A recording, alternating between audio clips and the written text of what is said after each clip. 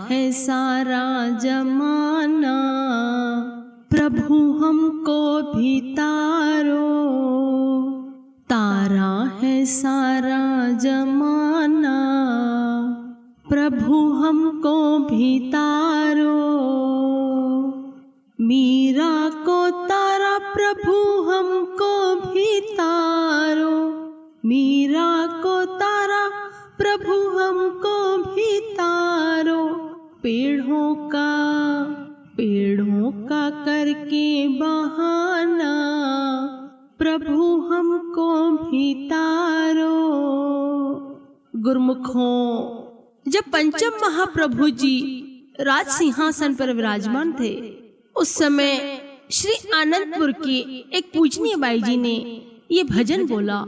जिस प्रकार कृष्ण ने मीरा को तारा, श्री राम जी ने शबरी को तारा, वैसे ही आप हमें भी तारो। हमारे हृदय सम्राट घट घट वासी महाप्रभु जी ने माइक लिया और श्री वचन फरमाए कि क्या आपने मीरा और शबरी को कभी देखा है?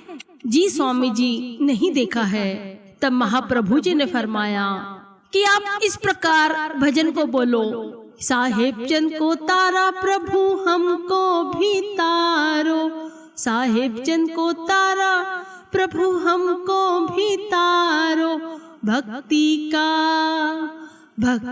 का करके बहाना, प्रभु हमको भी तारो।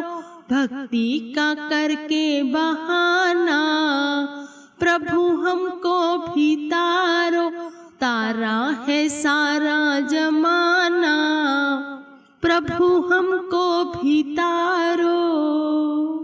महापुरुषों की अपनी ही लीला होती है, श्री वचन होते हैं। अब जिस प्रकार महाप्रभु जी ने फरमाया, जैसे साहिब चंद को तारा वैसे हमको भी तारो। हकीकत में गुरुमुखों, हमने तो साक्षात इस युग में श्री साहिब चंद जी को देखा कि उन्होंने किस प्रकार भक्ति की और महाप्रभु जी ने उनको तारा, भव से पार किया, अपने चरणों में बिठाया। गुरुमुखों, हकीकत में जो भी प्रेमी सच्चे दिल से, सच्चे हृदय से, श्रद्धा विश्वास से महापुरुषों की निष्काम सेवा करता है, वह तो भव से पार हो ही जाता है। साथ ही साथ उसके सोहबत में, संगत में आने वाले लोग भी पार हो जाते हैं। इसी प्रकार की एक कथा जब श्री कृष्ण जी बाल रूप में थे, उस समय आपको मालूम है जैसे कि कृष्ण भगवान कितने नटखट थे, कितने सारी मस्तियां करते थे। और जब वे मस्तियां करते, गोपियों की मटकियों से माखन चुराते, ग्वालों के साथ गाय चराने चले जाते और देर देर से आते, तो माता यशोदा श्री कृष्ण भगवान पर बहुत ही क्रोधित हो जाती, क्योंकि उस समय तो वे उनके बालक थे। गुरुमुखों, और माँ तो पता ही है, जब बच्चा थोड़ी सी भी गलती करता है तो उसको सुधारने के हिसाब से, सुधारने के लिए माँ डांटती फटकारती है, किंतु उनके हृदय में बहुत ही प्रेम रहता है। अब यशोदा मैया के पास जब गोपियां शिकायत लेकर जाती है कि देख, तेरे लल्ला ने, तेरे कान्हा ने हमारे माखन को चुरा लिया, खा लिया है, अब हम क्या करें? अब इस पर माँ यशोदा जो है वो डंडा लेकर श्री कृष्ण के पीछे पीछे भागती है। अब कृष्ण भगवान माँ की डांट से बचने के लिए एक कुम्हार के घर जाते हैं और कुम्हार को बोलते हैं, कुम्हार अंकल, आप मुझे मैया यशोदा से बचाओगे? अब कुम्हार ने कहा, हाँ कृष्ण, क्यों नहीं, एक काम करो, तुम इस मटके के नीचे, कुंभ के नीचे छुप जाओ। और श्री कृष्ण भगवान जी जो हैं वो मटके के नीचे छुप जाते हैं। माता यशोदा आती है, कुम्हार से पूछती है कि क्या तुमने मेरे कान्हा को देखा है? अब कुम्हार बेचारा क्या करे, बोलता है, नहीं माँ यशोदा, मैंने कान्हा को नहीं देखा है। और माँ यशोदा चली जाती है। अब कृष्ण भगवान जो है कुम्हार से कहते हैं, कुम्हार मुझे जल्दी से बाहर निकालो। कुम्हार कहता है, भगवान मैं ऐसे कैसे निकालूंगा, पहले आपको मुझे वचन देना पड़ेगा। कृष्ण भगवान कहते हैं, कौन सा वचन? कहते हैं कुम्हार कि मुझे इस भव से पार करना होगा। कृष्ण भगवान कहते हैं ठीक है, तो मैं पार कर दूंगा। इस पर फिर कुम्हार कहता है कि मैं तो अभी नहीं निकालूंगा। फिर कृष्ण भगवान कहते हैं अभी और कौन सा काम है? कहते हैं कि मेरे पूरे कुल को तुम्हें भव से पार करना पड़ेगा। श्री कृष्ण भगवान कहते हैं कि ठीक है भाई, तुम्हारे कुल को भी मैं भव से पार कर दूंगा, अब तो निकालो। अब कुम्हार फिर से कहता है इतनी भी जल्दी क्या है भगवान? तो कहता है भाई और क्या इच्छा है तुम्हारी? कुम्हार कहता है भगवान आपको तो मेरे पूरे गांव वालों को भव से पार करने का वचन देना पड़ेगा। श्री कृष्ण भगवान मुस्कुराते हैं और कहते हैं ठीक है, तुम्हारे पूरे गांव वालों को भी मैं भव से पार कर दूंगा। फिर कृष्ण भगवान कहते हैं अभी तो बाहर निकालो।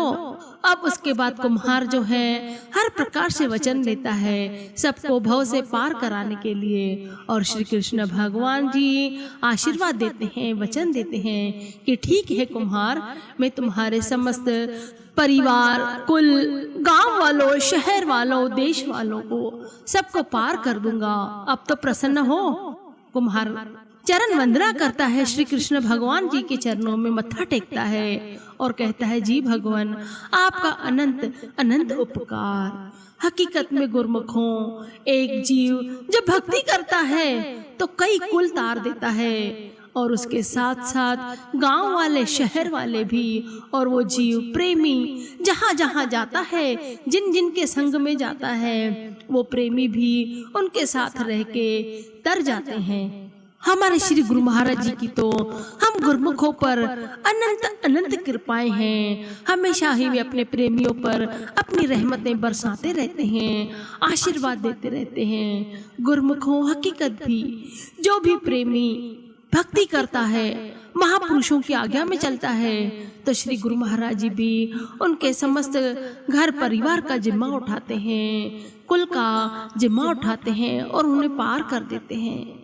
पर ये सब कब होगा? ये सब तभी होगा जब हम श्री आज्ञा में चलेंगे। महाप्रभु जी ने जो आज्ञा फरमाई है, 5 नियम और 2 घंटे भजन अभ्यास, जब हम ये विधि पूरी करेंगे तो महाप्रभु जी हम गुरुमुखों पर, हम प्रेमियों पर अपनी रहमतें बरसाएंगे, अपने आशीर्वाद बरसाएंगे और हमें इस संसार सागर से पार करा देंगे। हमें करना ही क्या है गुरुमुखों?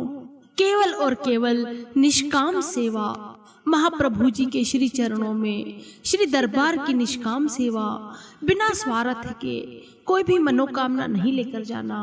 कामना केवल एक ही होनी चाहिए और वो ये कि केवल और केवल भगवान से भगवान को मांगना चाहिए। जब भगवान हमारे हो जाते हैं तो उसके पीछे संसार की तीनों लोकों की समस्त वस्तुएं श्री गुरु महाराज जी गुरुमुख प्रेमियों की झोलियों में डाल देते हैं और उन्हें सदा ही खुश प्रसन्न रहने के आशीर्वाद देते हैं। हकीकत में गुरुमुखों, श्री गुरु महाराज जी कहते हैं जय सच्चिदानंद जी बोलो, सच्चे आनंद की जय। सच्चा आनंद तो तभी मिलता है जब हम महाप्रभु जी के श्री चरणों में रहते हैं, दरबार की निष्काम सेवा, संत महापुरुषों की आज्ञा में चलते हुए नियम निभाते हैं, तो हमें सच्चा आनंद मिलता है, समस्त ब्रह्मांड की खुशियां मिल जाती हैं। इससे गुरुमुख प्रेमियों का जीवन जो है खुशियों से सराबार होकर मंगलकारी, सुखकारी